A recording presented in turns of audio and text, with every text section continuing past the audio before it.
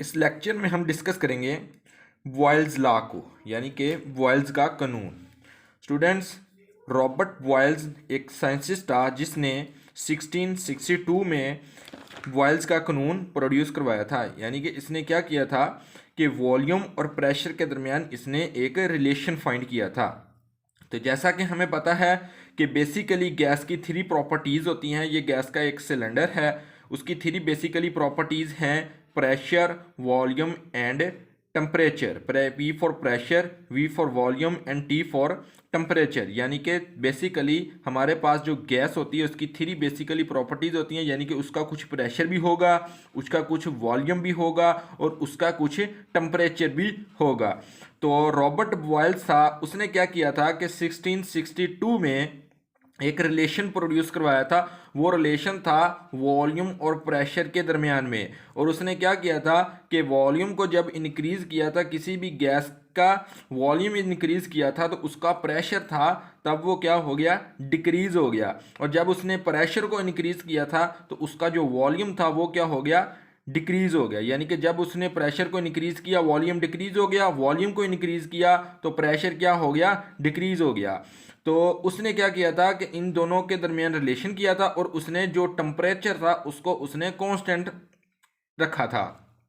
तो सबसे पहले हम इसकी देखते हैं, स्टेटमेंट को डिस्कस करते हैं। The volume of a given mass of a gas is inversely proportional to its pressure provided the temperature remains constant. यानी कि जो वॉल्यूम होगा किसी भी गैस का वो इनवर्सली प्रोपोर्शनल होगा उसके प्रेशर के, और टेम्परेचर कांस्टेंट रखा जाएगा।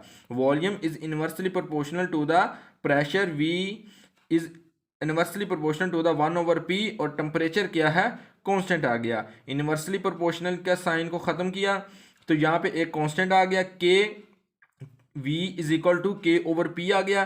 तो k की कीमत क्या आ जाएगी, k is equal to V P, V P इधर v के साथ मल्टीप्लाई हो जाएगा। तो इस बॉयल्स लॉ की जो सेकंड स्टेटमेंट आएगी वो इस तरह कुछ आएगी: the product of pressure and volume is equal to constant but temperature remains constant. यानी कि टेम्परेचर को हम कांस्टेंट रखेंगे तो प्रेशर और वॉल्यूम का जो प्रोडक्ट आएगा वो भी किसके इक्वल आएगा, कांस्टेंट के इक्वल आएगा। तो इसका हम डायग्राम, इसके हम ग्राफ को डिस्कस करते हैं। ग्राफ हमने सबसे पहले ले लिया प्रेशर P और वॉल्यूम V के दरमियान में। वॉल्यूम को हमने रख लिया एक्स एक्सिस पर और प्रेशर को हमने रख लिया वाई एक्सिस पर। तो आप देख सकते हैं इस ग्राफ में कि जब प्रेशर इंक्रीज है तो वॉल्यूम स्टूडेंट्स क्या है, डिक्रीज है। यानी कि यहाँ पे देख सकते हैं कि प्रेशर इंक्रीज हो रहा है, सबसे ज़्यादा है, जबकि यहाँ पर क्या होगा, वॉल्यूम क्या है, वॉल्यूम सबसे कम है, यानी कि बहुत ही कम वॉल्यूम है, डिक्रीज है वॉल्यूम। और जैसे जैसे प्रेशर क्या हो रहा है, कम हो रहा है, वैसे वैसे क्या हो रहा है, वॉल्यूम इंक्रीज हो रहा है। यानी कि यहाँ पे देख सकते हैं आप, प्रेशर कम हो गया या इस साइन पे, और इस पे क्या हो गया, वॉल्यूम इंक्रीज हो गया। यानी कि उसने ये वाला रिलेशन फाइंड किया था प्रेशर और वॉल्यूम के दरमियान, कि प्रेशर डिक्रीज हो रहा है और वॉल्यूम इंक्रीज हो रहा है। इस जो ऊपर वाला ग्राफ है, ये वाला ग्राफ, इसमें क्या कर रहा है कि प्रेशर डिक्रीज हो रहा है और वॉल्यूम क्या है, इंक्रीज हो रहा है, और टेम्परेचर इसमें क्या है, टेम्परेचर कांस्टेंट उसने रखा है।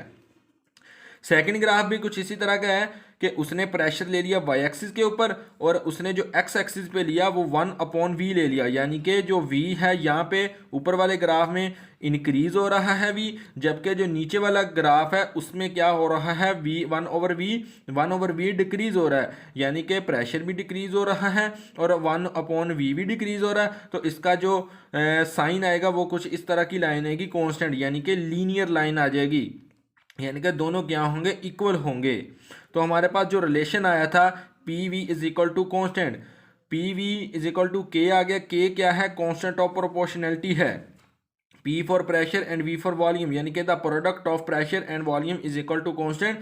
यानी कि ये एक सिलेंडर की बात करेंगे, P1 V1 T1, तो इसमें क्या आएगा, P1 V1 is equal to K आ जाएगा कांस्टेंट। जब दूसरे सिलेंडर की बात करेंगे तो उसमें क्या आएगा, P2 V2 is equal to constant आ जाएगा। तो स्टूडेंट्स आप देख सकते हैं ये इक्वेशन 1 आ गई, ये इक्वेशन 2 आ गई। अगर इक्वेशन 1 भी इक्वल के है, इक्वेशन 2 भी इक्वल के है, तो इसका क्या मतलब हो गया, इसका मतलब ये है कि ये जो दोनों है P1 V1 is equal to P2 V2 आएगा। यानी कि P1 V1 इज इक्वल आ जाएगा P2V2K, यानी कि the product of pressure and volume of gas cylinder 1 is equal to the product of pressure and volume of gas cylinder 2, यानी कि gas cylinder जो 1 है उसका प्रोडक्ट लेंगे प्रेशर एंड वॉल्यूम का, और गैस सिलेंडर जो 2 होगा उसका भी हम प्रोडक्ट लेंगे प्रेशर एंड वॉल्यूम का। वो दोनों क्या आएंगे, इक्वल आएंगे, कांस्टेंट आएंगे, एक दूसरे के इक्वल आएंगे। तो ये था स्टूडेंट्स आज का topic Boyle's law. Next lecture में हम डिस्कस करेंगे चार्ल्स लॉ को। Thank you very much.